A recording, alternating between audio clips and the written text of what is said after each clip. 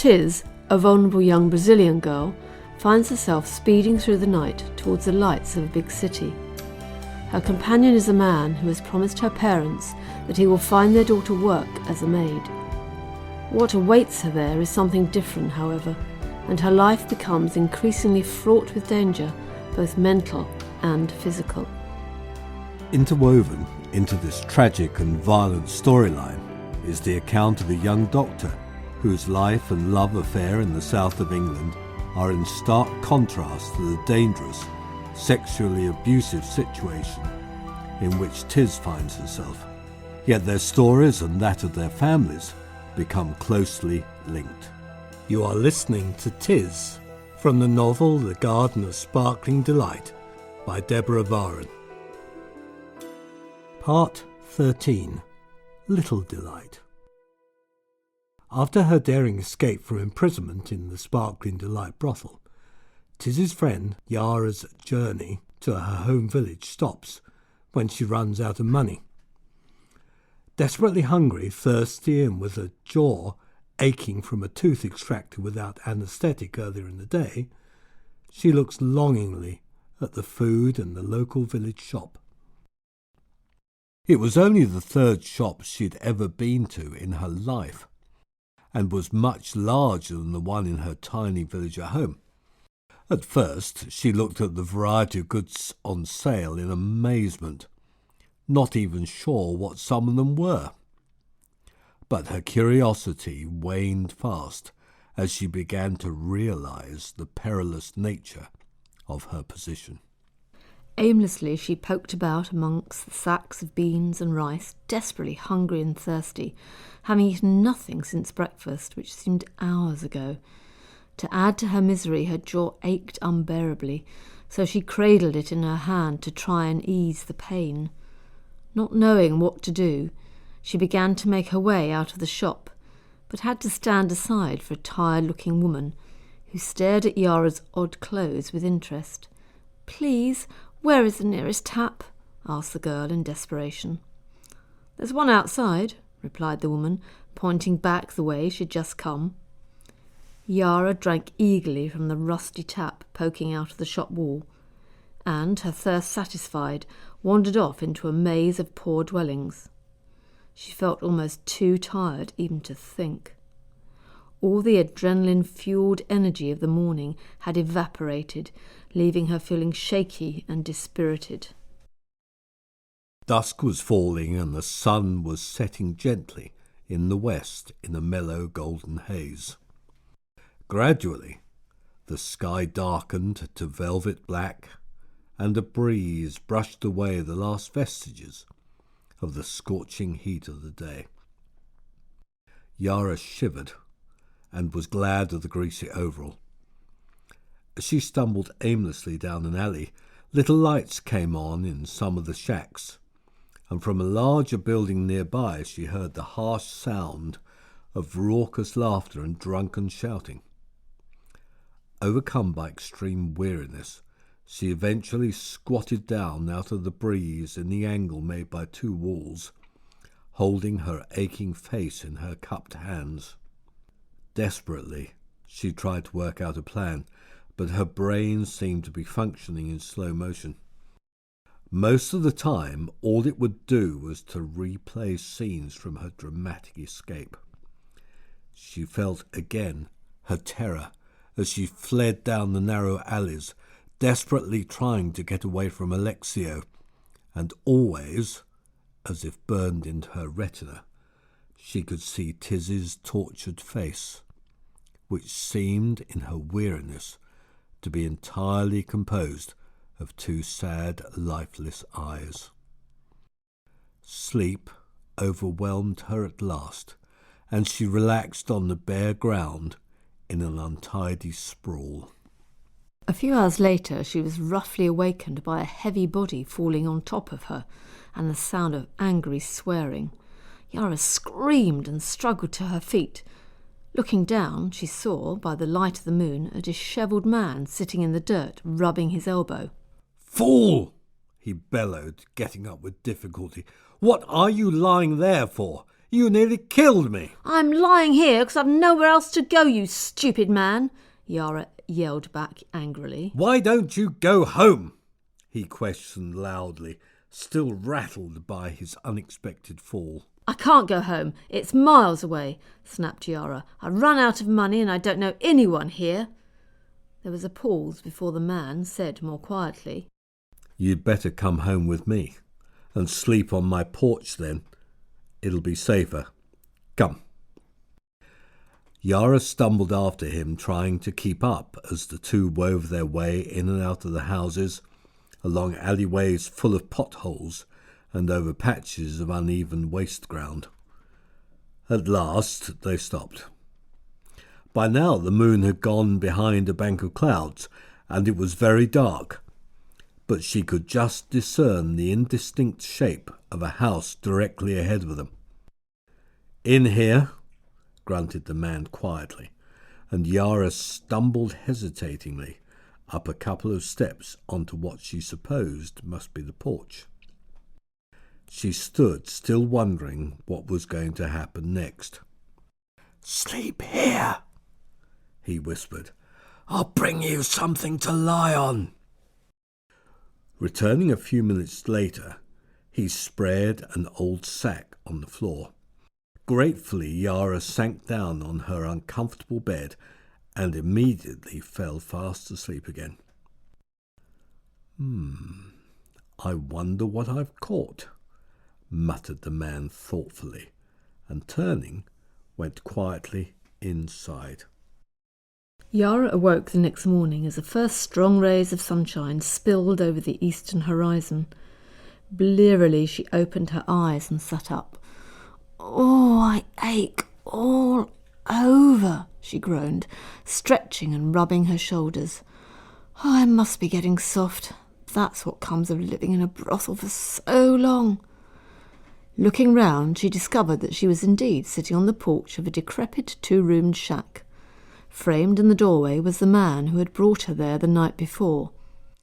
He was about 30 years old, stocky, but very untidy, with a shock of ill-kempt black hair and a 3-day growth of stubble. They eyed each other warily. Silence hung between them. "Why are you wearing an overall?" said the man at last. "Are you some sort of mechanic?" And he laughed unpleasantly at his attempt at humour. "Mind your own business," retorted Yara crossly. "What are you going to do now?" he questioned. "I don't know," snapped Yara. "I told you last night. I've no money left." "I'm stranded," she added miserably. "You could stay and help me for a while," said the man, looking at her searchingly. "My wife's sick and I've 3 children. I'll feed you, but that's all I can afford. My name is Guillaume," he added. Yara was astonished at his suggestion, but it seemed like a temporary solution to her problems. "What's the matter with her?" she inquired. "Come and see," replied Guillaume, and beckoned her inside the house. The first room, which was the family's living room, was sparsely furnished with a table, 4 old wooden chairs and a stove. It was also very dirty. Pulling aside a dividing curtain, he motioned Yara into the inner room, where she saw 3 boys of varying sizes lying on a mattress on the floor.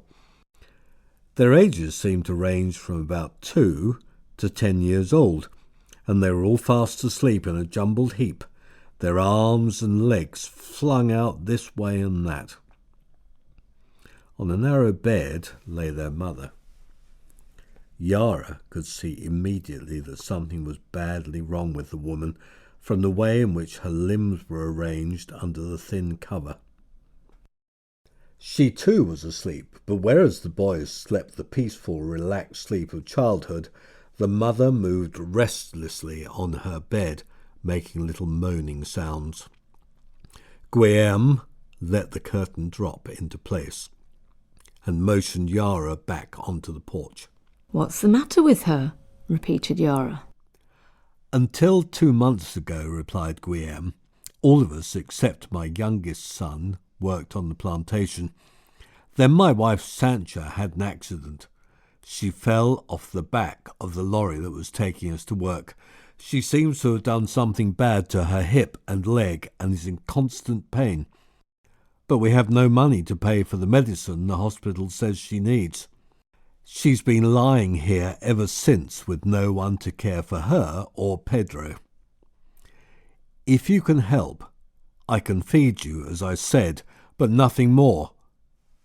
What do you say?" And he looked questioningly at his unexpected guest. "I'll help," answered Yara slowly, thinking that she really had no choice. "Show me what to do." As they were returning to the outer room, Guillaume asked rudely, "Do you have to wear that dirty overall? I'm not going outside with you looking like that." "No," replied Yara shortly, tugging it off and hanging it over one of the chairs. "Come then, I'll show you the tap and where the food is kept," he said, first taking her to the food cupboard and then to the nearest tap at the end of the street. "What do I do about your wife?" Yara demanded as they carried a bucket of water between them back to the house. "There's nothing you can do except give her a drink," he replied shortly. "She moans all day long, drives me mad." And he shook his head as if to get rid of a bad dream. By the time Guillaume and his two older sons had set off for work, Yara had to agree with him, as Sancha groaned and complained constantly. Since there was nothing she could do to help the invalid, her only option was to try and ignore the whining voice, which continually buzzed round her head like an irritating fly. "I'll scream if I can't get away from this noise," she said to herself at last. "I can't stand it any longer. I know, I'll take Pedro to the tap and give him a wash. He needs it." Taking the small boy firmly by the hand, the two walked together to the end of the street, where Yara squatted down in the dust, thankful to have some peace and quiet at last. For the first time for many hours she began to relax as she watched the toddler excitedly holding his hands under the running water and then throwing it up into the air where it sparkled in the sunlight. His squeals of delight were the nicest sound she'd heard for a long time. "And my face is back to normal, and the pain is nearly gone," she thought happily, gingerly giving her jaw an experimental poke. 2 days passed, but Yara was no nearer her home than she had been when the bus had deposited her at the filling station on the highway. Desperately she cuddled her brain as she went about her chores, trying to think of ways of getting money for the rest of her journey. But no inspiration came to her. "Well, at least things can't get much worse," she thought wryly as she scoured the cooking pot one evening. However, little did she know that events were about to take a definite downward turn. One night, as Yara lay asleep on her sack, now in the outer room, she awoke to feel hot breath on her cheek, and turning, saw by the moon's light that Guillaume was kneeling over her looking like a dog who has scented a bitch. "What are you doing here?" she hissed. "Get back to bed." "Not so fast, little lady," came Guillaume's answering whisper. "You cost a lot to feed. I need some repayment." Before Yara could move, he had grabbed her with one hand and forced her onto her back. She knew it was pointless to resist. Anyway, all rebellion had been beaten out of her by Alexio long ago. "This is like being back at the brothel," she reflected drearily as Guillaume roughly abused her body. "I thought I'd left that behind." And she longed for the comfort of a mattress beneath her to cushion her back as it was repeatedly thrust against the hard floor. At last, with one final animal grunt, he lay still beside her, licking his lips. "I'll be back," he hissed, scrambling to his feet and tiptoeing into the bedroom. Yes, I bet you will be, she thought desperately. I must get away. I must. But how? However, Yara was right in her surmise, and repeatedly in the nights that followed, she woke to find her loathsome benefactor pawing at her breasts. One evening, after their meal, Guillaume took Yara by the arm and led her out onto the porch. Now what? Yara muttered under her breath. What's he up to? The man, obviously embarrassed, cleared his throat several times, looked down at his feet, and mumbled, I've got a friend coming this evening. Be kind to him, Yara. Yara's heart sank. She knew very well what this meant. Guillaume had suddenly realised that he could make money selling her body to the men of the village. She also knew that she was powerless to resist. So began further weeks of misery. In the day she cooked, cleaned and looked after Pedro, while trying to ignore Sancho's constant wailing. And for much of the evening she serviced the men of the village, who crept into the outer room one by one to abuse her. She awoke one morning after a particularly busy night, feeling that life was unendurable. She was no nearer getting help for Tiz, and, if anything, her own situation had become worse than it had been in the brothel. She felt that she was fast sliding into a black pit of despair, and that soon she would not care what was done to her, or by whom. Life stretched out in front of her to be measured by a constant stream of men demanding her body, standing one behind the other in a never-ending queue. God help me, she cried out loud, but there was no one there to listen to her pleading. After completing the morning chores, she left Pedro asleep and Sancho still moaning, and walked out into the street, desperate to get away from the house for a while. Wandering about the village in a dull stupor, she found herself outside the shop in the square, where she stood drearily observing the constant stream of people coming and going. As she watched, a bus pulled up outside. Several folk got out, including the driver, who went into the shop. Other passengers followed to buy things they found they needed for their journey. One by one they came out again, eating and chattering happily to each other, and the bus drew away in a cloud of dust. Yara stared after it, wishing with all her heart that she could be part of the cheerful crowd being whisked away to their homes and families. "Come on, Yara," she muttered, giving herself a reproving shake. "There has to be something you can do to get the money to buy your ticket. Think, girl, think." Then she turned and walked resolutely back to Guillaume's house. That evening, Yara took one of the family's old chairs out onto the porch and sat down to agonize over her problem again. It was a moonlit night, and she could see the neighbouring shacks quite clearly. She could also hear sounds of laughter and the clink of metal on metal as someone scraped the last vestiges of rice out of a communal supper bowl. All was mercifully quiet from inside the house, as the boys and Sancho were asleep. Yara had noticed that the invalid had been sleeping a lot lately, and that the constant moaning had almost ceased. On one occasion, when she'd come into the inner room and seen Guillaume giving his wife some tablets, she'd correctly concluded that he'd begun to buy powerful painkillers for her.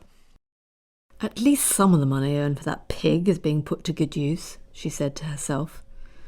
That night Guillaume went drinking with his friends. "You were too poor to do that when I first came here," she muttered crossly to herself. "Now you go out each Tuesday with your pals. What about me? I earn the money, not you." And she clenched her fists in anger. Then a thought popped into her head. "I wonder," she mused, "if I could use your weekly outing to solve my problem. Maybe I can invite some of your customers to come here on Tuesdays after you've left and pocket the money myself. You would never know." A little frisson of excitement ran through her as she rapidly worked out the details of her plan. Her first concern was that Sancho would hear what was happening, even if she entertained the men on the porch. But no, Sancho's sleeping a lot at the moment. She won't hear anything, she concluded. So the next night, when she had finished with her second client, and before the man got up off the floor, she whispered seductively in his ear, "Come next Tuesday when he's at his club. I'll charge you half the amount you give him. The mean bastard never gives me anything. Don't tell him, and be very quiet." "That sounds like a good deal. See you next Tuesday, then," he whispered in her ear as he got up from the floor to go and pay Guillaume, who was sitting on the porch. Over the next few days, Yara spoke to another 4 customers, ones she thought she could trust, telling them what time to arrive. When the following Tuesday came, her plan worked well. All 5 men arrived and all duly paid up. At the end of the evening, Yara looked gleefully at the money in her hand, her heart singing. "If things go on like this, I can escape in a month," she murmured joyfully to herself. Then she folded the money up into a tight roll and hid it carefully behind the door jamb in the outer room. 2 more weeks passed, and on the 4th Tuesday night, after Guillaume had left the house, Yara sat waiting on the porch steps, hugging herself with delight. By tomorrow, she would have enough money to go home. For the first time in her life, she found she was almost looking forward to her night's work. Then a shape loomed out of the darkness. Yara thought it was her first customer, but no, it was Guillaume. "My God, why has he come back?" Panic flooded over her like a cold wave. "Waiting for someone, Yara?" he inquired in a sarcastic voice, giving her a nasty smile. "I think I'll just keep you company for a while." And he promptly sat down on the step beside her. Yara's heart sank. "Oh," she gasped in anguish, "you know!" And she clenched her fists in a fever of desperation. With black despair in her heart, she went through the nightly ritual with her 5 hand-picked men and watched in torment as the money that should have been hers was put into the outstretched hand of her pimp. After the last man had gone, Guillaume turned to her and said coldly, "If you try and double-cross me again, Yara, you'll get the beating of your life." Yara knew he meant it. She cowered down on her mat, desperately angry and dismayed as she listened to her tormentor settling down to sleep in the inner room. Lying back on her sack, she stared into the darkness for a long while. At last her panic began to subside and she was able to think clearly. Once again, her innate bravery crept out from beneath her fear, like a mouse easing itself from under the claws of a sleeping cat, and she determined that she would take the money she had already and get back on the bus in the morning.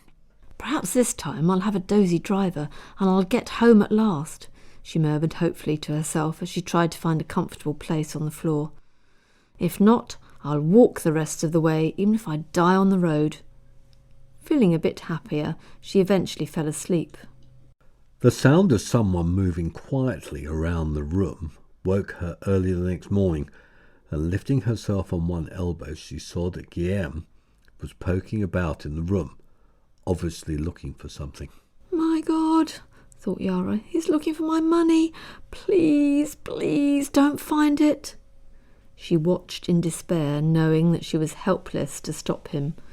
Inexorably he got closer and closer to her hiding place, until at last his questing fingers found the roll of grubby notes tucked in the door jamb, and with a satisfied grunt he put it into his pocket.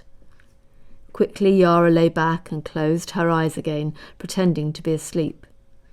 She certainly wasn't going to give him the satisfaction of letting him know she'd seen her precious money stolen. Tears of anger and despair crept out of the corners of her tightly shut eyes and rolled slowly down her cheeks, but she dared not brush them away in case he noticed. When the family had gone to work, Yara began the day's chores, first washing little Pedro and then fetching the water from the tap for the family's needs. She went about these tasks automatically, for deep inside her something had changed. She felt like a desiccated husk, or an empty cup that has been drained and thrown away, used up, abandoned and dead, too weary to try any more. Then she heard Sancha calling to her. "Yara, Yara!" cried the desperate, demanding voice over and over again. When she could stand it no longer, the girl crossed over to the inner room, pushed the curtain aside and went in. There she found the woman tossing and turning on her bed, pawing in agitation at her cotton cover. Her eyes were bright and staring, and her face beaded with sweat. She was indeed more frantic than she'd been for many days. "What's the matter, Sancha?" demanded Yara dully. "Keep quiet. I'm busy." "Guillaume forgot to give me my tablets," whined the invalid in a desperate voice. "Please get them for me, Yara. I can't live without them now. Please, please." And she held up her shaking hands to Yara in frantic appeal. "Where are they?" snapped Yara shortly, not wanting to be bothered with anyone connected to the loathsome Guillaume, but at the same time realising that none of this was Sancha's fault. "Look on top of that beam above my bed," gasped the distraught woman. "There's a box up there. The key's under my mattress." Yara walked crossly over to the beam and stood on tiptoe to feel on top. Yes, there was a small box, just as Sancha had said. Then her heart missed a beat. "If this is the place Guillaume keeps his valuables, maybe my money's there too," she thought excitedly. With trembling hands, she lifted the box down, took the key from under the mattress and opened the lid. There inside was a packet of pills and, next to it, 2 rolls of notes. One she recognised as her own, and the other she realised must belong to Guillaume. Thinking quickly, she removed 2 tablets and fetched a cup of water for Sancha to drink. She then turned her back on the woman and deftly abstracted both bundles of notes, slipping them inside her shirt. Replacing the box, she tucked the key back under the mattress on Sancha's bed and went out into the porch. Relief and excitement washed over her, and it only took a second to decide what to do next. Checking that Pedro was asleep on his mat, she quietly tiptoed down the steps and then flew through the village like a homing pigeon, straight for the filling station on the highway to wait for the next bus. You have been listening to Tiz from the novel The Garden of Sparkling Delight. You may find more information by searching the web for The Garden of Sparkling Delight.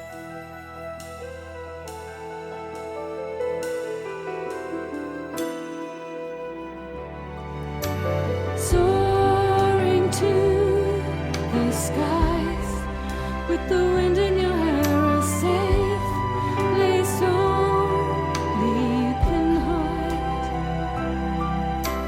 trusting in those to keep you safe from harm. No